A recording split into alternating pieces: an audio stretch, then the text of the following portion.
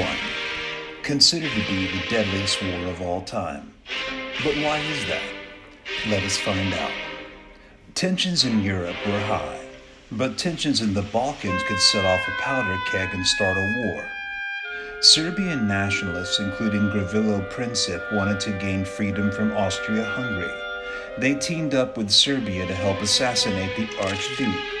The first attempt failed and everyone had given up, but Gavrilo Princip was at the wrong place at the wrong time. The Archduke's car had stalled right in front of Gavrilo, the blood coursing through his veins as he took out his gun and fired. Archduke and his wife were dead. The following events happened. Austria-Hungary, outraged, sent an impossible list of demands to Serbia. If Serbia refused, a war would break out. 24 hours later, Serbia refused, leading to a chain of events which would change the world as they knew it. Countries in Europe started choosing sides. Russia, France, and Britain sided with Serbia, while Germany sided with Austria-Hungary. Armies mobilized. Young boys with their heads in the clouds joined, thinking it would only be a month in the army. How wrong were they? As the war began, Germany's plan was to go around France through Belgium, which was neutral at the time, take out France and confront Russia. When Germany asked for passage through Belgium, they refused, opening a whole new front. As Germany started invading Belgium, Britain stepped in, bringing out their huge fleet to stop the Germans from controlling the sea. August 4, 1914, as Germany tried to take the fortress of Liege in Belgium, they met heavy resistance. But sadly, it would only slow them down because after 6 days of Zeppelin raids and attacks on August 10th, the fortress would fall. Meanwhile, in Serbia's Sur Mountains on August the 14th, 1914 was the first battle between the Serbians and Austria-Hungarians. The Serbians won the battle, sending the Austrians to retreat. Back in Belgium, the Germans advanced quickly as the Belgians retreated. But as each town was taken, another was burned. Snipers were hidden in and around these towns, so the Germans burned them down. France, already mobilized, had launched their first attack on 22nd of August. The French, using outdated techniques, were obliterated by German artillery. Down by Mons, the British were putting up a defense against the Germans. Sadly, though, they had to destroy the bridges and retreat. Now, to give a little hope, Russia steamrolled Germany on the Eastern Front, but their victory wouldn't last. New generals came in on the Eastern Front and launched an attack at Tannenberg, which would send the Russians into a long series of losses. Meanwhile, the French were putting up defenses to protect Paris. It looked like all would be lost, but then a French plane spotted that the German flanks were opened up. The Sixth Army attacked and sent the Germans retreating miles back. At this point, both sides realized their tactics were not working, so they had to do something which would change the course of the war forever. Dig a trench. These trenches would become the defining feature of the war. The trenches were dug side by side as they raced to the sea. As the trenches became more and more of a hellscape, the worse the outcome looked. Finally, the trenches reached Belgium's last defense, Ypres. The battle that would take place after was so destructive that what used to be Ypres became hell on earth. The Allies won and the Germans retreated, but the cost was terrible. As the year ended, another battle took place between the Austrians and the Serbians.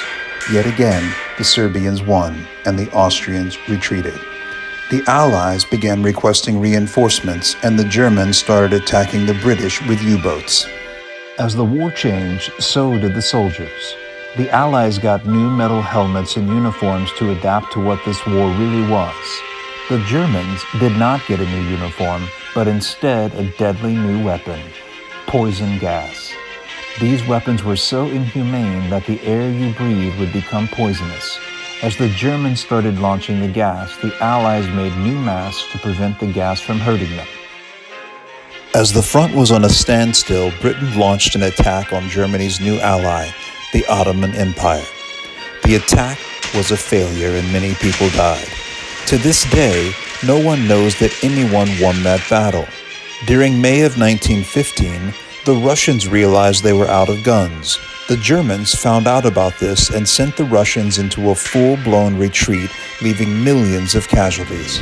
Meanwhile, the German U-boats were successful and sank many ships.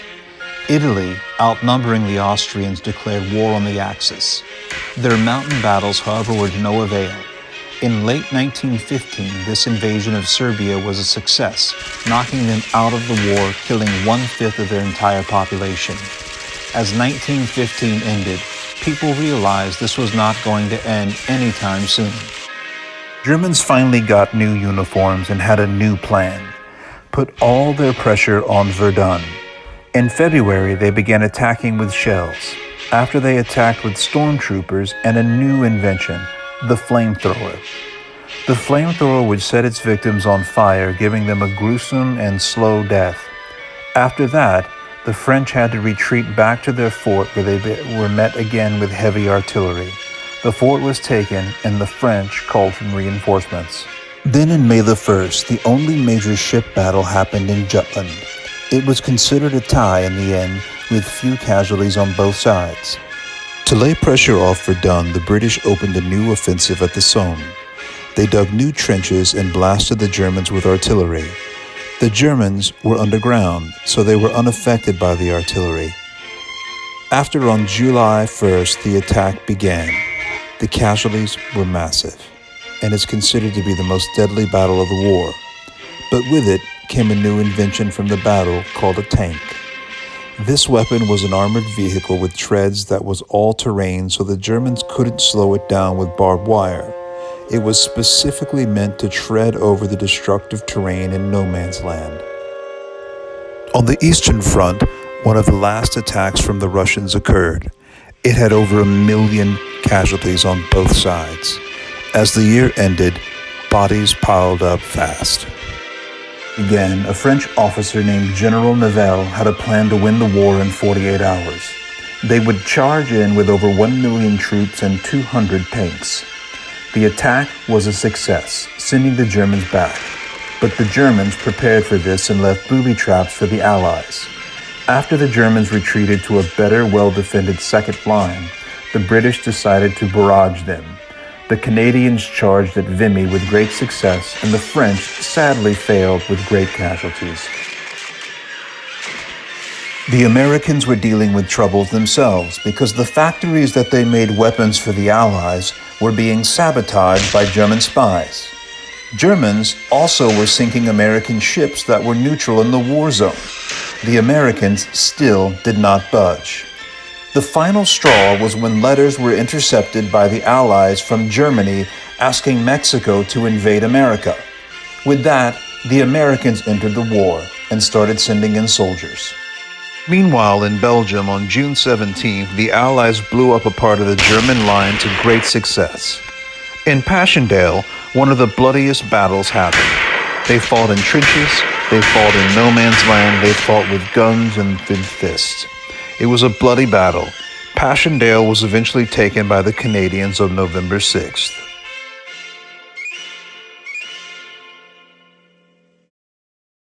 In Russia, things finally crumbled.